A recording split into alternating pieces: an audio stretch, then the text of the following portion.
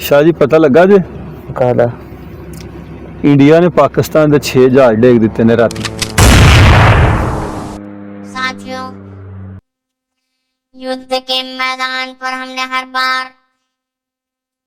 पाकिस्तान को धूल चटाई। ਉਹ ਸੁੱਟ ਸਕਦੇ ਨੇ ਭਾਈ। किस तरह भला ਹਾਂ ਉਹਨਾਂ ਦਾ ਕੀ रक्षा मंत्री ਹਾਂ रक्षा ड्राइवर ਉਹਨਾਂ ਦਾ ਜਿਹੜਾ ਹੂੰ ਉਹ ਯਾਰ ਜਿਹਨੇ ਪੱਗ ਜੀ ਬੰਨੀ ਹੁੰਦੀ ਹੈ ਉਹਨਾਂ ਦਾ ਕੀ ਲੱਗਦਾ ਹੈ ਫੌਜ ਦਾ ਜਿਹੜਾ ਚੀਫ ਆਫ ਆर्मी स्टाफ ਹੂੰ आंदा है हमने पाकिस्तान के 6 लड़ाकू विमान गिरा दिए।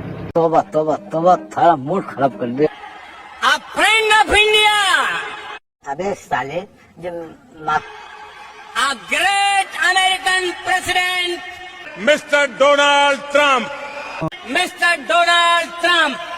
मिस्टर डोनाल्ड ट्रम्प ਕਿਦਨ ਸੁੱਟੇ परसों रात सुत्या पिया किते ਅੱਛਾ आ कहंदा जी ये 3 महीने उन्हें पूछ लिया तुझे ने पूछ लिया कि 3 महीने बाद तुसी दसिया उन्हें कहा जी सैटेलाइट से हमें तस्वीरें मसूल हुई हैं ਆਉਂਦਿਆਂ ਟਾਈਮ ਲੱਗ कि ਗਿਆ जेडे जहाज डेगे सी ना पाकिस्तान ने भारत दे नहीं सन डेगे ਹੂੰ बल्कि भारत ने पाकिस्तान दे 6 डेगे ने।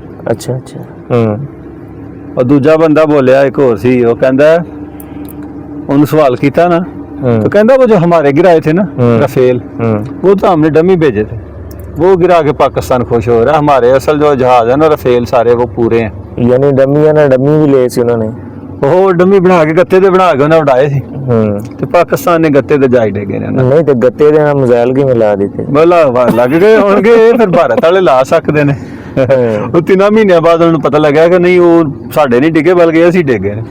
ਯਾਰ ਭਾਰਤ ਦੀਆਂ ਗੱਲਾਂ ਨੂੰ ਸੀਰੀਅਸ ਨਾ ਲਿਆ किन्ने सारे कहंदे जी विच F-16 सन ਹੂੰ ਉਹਦੇ ਵਿੱਚ ਥੰਡਰ ਵੀ ਸੀ ਉਹਦੇ ਵਿੱਚ J-10C ਵੀ ਸੀ ਉਹਦੇ ਵਿੱਚ ਉਹ ਹੈ ਸੀ ਆਪਣਾ ਕਿਤੇ F-20 ਤੇ ਨਹੀਂ ਸੁੱਟ ਦਿੱਤਾ ਉਹਦੇ ਵਿੱਚ ਨਹੀਂ ਉਹਦੇ ਵਿੱਚ ਨਾ ਸੁੱਟ ਕੁਝ ਸਕਦੇ ਨੇ ਵੈਸੇ ਇੱਕ ਵਾਕਸ ਸੀ ਤੇ ਇੱਕ C-130 ਹੂੰ ਉਹਦੇ ਬਾਅਦ ਚੌਕੀ ਤਦਾਦ ਭਾਈ ਬਣਾਈ ਬੈਠੇ ਨੇ। ਓਹੋ ਉਹ ਤਾਂ ਨਹੀਂ ਸੀ ਸੁੱਟਿਆ C-130 ਜਿਹੜਾ ਹੁਣ ਪਾਕਿਸਤਾਨ ਦਾ ਗਿਆ ਸੀ ਉੱਥੇ ਬਰਤਾਨੀਆ ਮੈਨੂੰ ਲੱਗਦਾ ਉਹ ਹੀ ਸੁੱਟਿਆ ਨੇ ਬਸ ਫਿਰ ਜਿੱਤੇ ਬਾਜ਼ ਦੀ ਸ਼ਕਲ ਬਣੀ ਸੀ ਹੂੰ ਉਹ ਹੀ ਡਿੱਗਿਆ ਹੋਣਾ ਖਾਬ ਵਿੱਚ ਡਿੱਗਿਆ ਨੇ। ਯਾਰ ਉਹ ਸੁੱਟ ਰੱਖਿਆ ਮੰਤਰੀ ਨੇ ਖਾਬ ਵੇਖਿਆ ਹੂੰ ਯਾਰ ਆਹ ਰੱਖਿਆਂ ਵਾਲਿਆਂ ਦੀ ਸੋਚ ਲਾ ਲਓ ਇਸੇ ਤਰ੍ਹਾਂ ਕੰਮ ਵੀ ਤਾਂ ਇੰਜ ਦਾ ਹੀ ਨੇ। 3 ਮਹੀਨੇ ਬਾਅਦ ਉਹਨੂੰ ਪਤਾ ਲੱਗਾ ਨਹੀਂ ਜੀ ਉਹ 6 हमने लड़ाकू विमान गिराए। ਹੂੰ हमने रेगिस्तानों और पहाड़ों में अपनी क्षमता का शानदार प्रदर्शन किया, अपनी श्रेष्ठता सिद्ध की। हमारे मेड इन इंडिया हथियारों की प्रामाणिकता सिद्ध हुई। आज दुनिया देख रही है made in India defence equipments. Pakistan ने भारत पर ही हमला करना शुरू कर दिया। पाकिस्तान ने भारत पर ही हमला करना शुरू कर दिया।